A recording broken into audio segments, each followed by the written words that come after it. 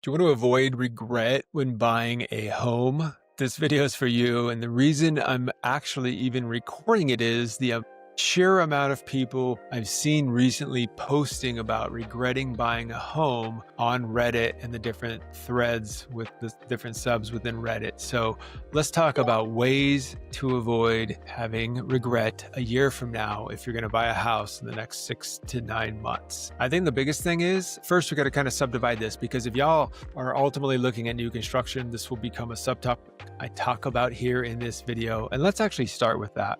If you're looking at new construction, here are some things that a realtor friend shared with me that he's seen his clients have regret about and a misunderstanding about buying the new construction home. The lack of foresight on the budget. Budget for, are you going to have to put in landscaping? Are you going to have to pay for a fence? Are you going to have to pay for irrigation? Are you going to have to buy those appliances? Do you have the budget set aside for the furniture if you don't own furniture? These are all things that you can regret later. I think one of the other things that people can often overlook when buying a house is a couple things related to the finances. If you have a fixed rate mortgage, your principal and interest is fixed. Your property taxes, your homeowner's insurance, the HOA dues, they are not fixed. And all we've seen in America is homeowner's insurance kind of getting a little bit out of control, property taxes going up. If you buy new construction, please get educated about what will happen to your property taxes after closing, and hopefully they have accounted for a real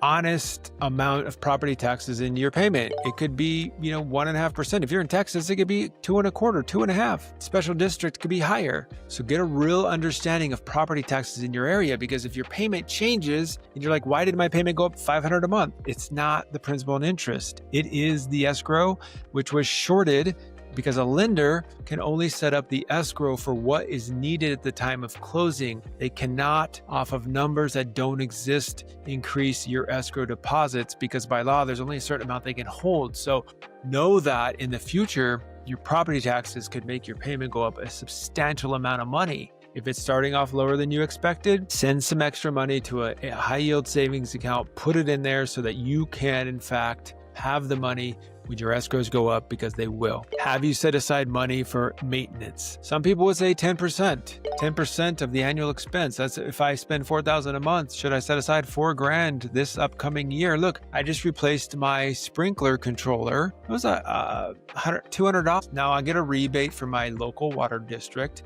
so I'll get some savings on that. And I will save money on the water because of the smart sensor that's in that sprinkler controller. But that $200, do I plan on painting rooms? Do I plan on planting, doing some things outside? Are there projects I need to do within the house? What are the ages of my systems? And these are the things that can pop up. If I'm paying attention to that home inspection, I have a video you should check out, because there are things you just shouldn't care about.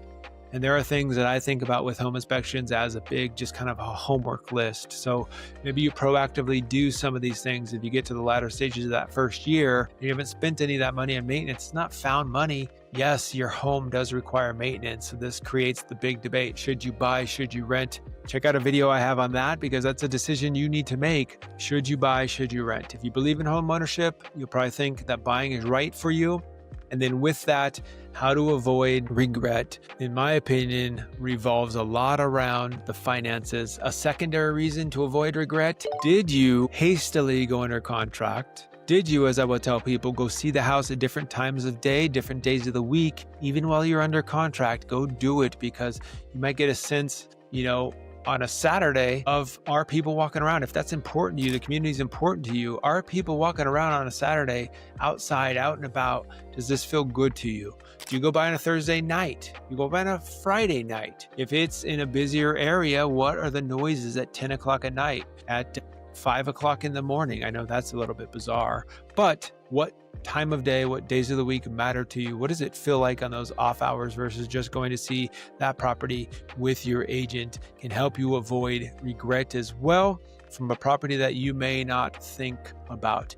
And if a home has unique aspects to it, such as behind it is a freeway or behind it is a busy shopping center, doesn't mean you shouldn't buy it, but what does it sound like? Do those things bother you? If there are things that you feel are just going to bother you about the home, they're probably going to bother a potential next buyer. We had a house that we sold. It was on a busy 2-lane, one-way road in the city. I knew going to sell the property, we were going to take about a 10% haircut, and we did. But I was projecting for that. If I would not have the awareness that I do, that $80,000 that we knew was going away in the sales price potentially could have affected our plans for the future. But avoiding regret can certainly be done. Keep in mind, your homeowner's insurance will renew. I have a video you should check out on how to save money on homeowner's insurance when buying a house.